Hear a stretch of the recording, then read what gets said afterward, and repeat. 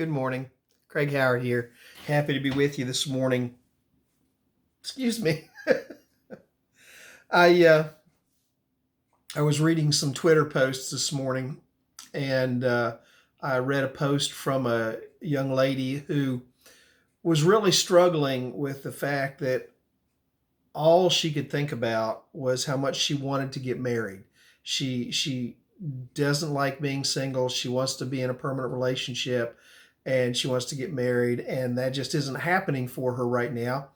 And she's really struggling with it. And it made me think about the whole idea of discontentment, about looking for things that we don't have, about looking beyond what we have and trying to see something else and wanting more. And so I ran across a little story about where a father was trying to teach his son contentment and the idea that they were a very wealthy family, and he was trying to show his son how blessed they were and how they needed to be thankful for what they had and all the blessings they have. And so he took him to a farm of a poor family, and they spent a weekend or so with this poor family. And was as they were leaving, the father asked the son, he said, well, did you enjoy our trip? And he said, yeah. He said, I really did. And he said, what did you learn from this trip? And the son answered, well, I learned that, we have one dog and they have four.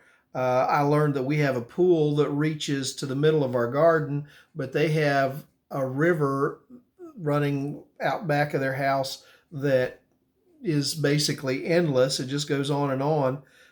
Creek that just goes on and on that they can swim in.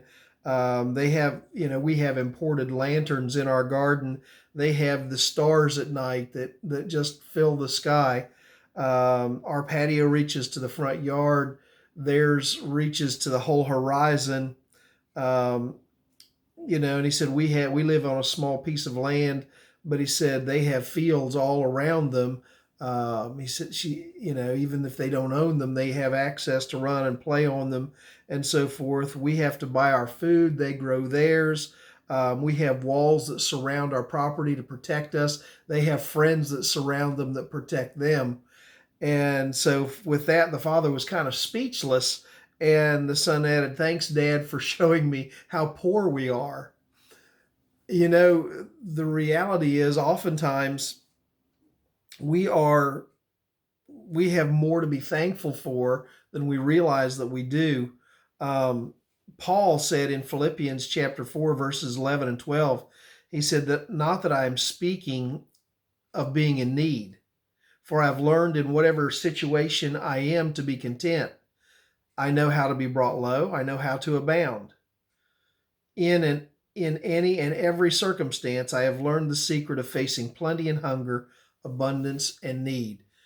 Um, the truth is, we all go through situations where we look past the blessings that we have. We look past the good things in our life, and we only see what we want to see. We only see what we want or the things that we want. This young lady that I saw on Twitter, I think she's a wonderful young lady. She's a good Christian girl. She loves the Lord.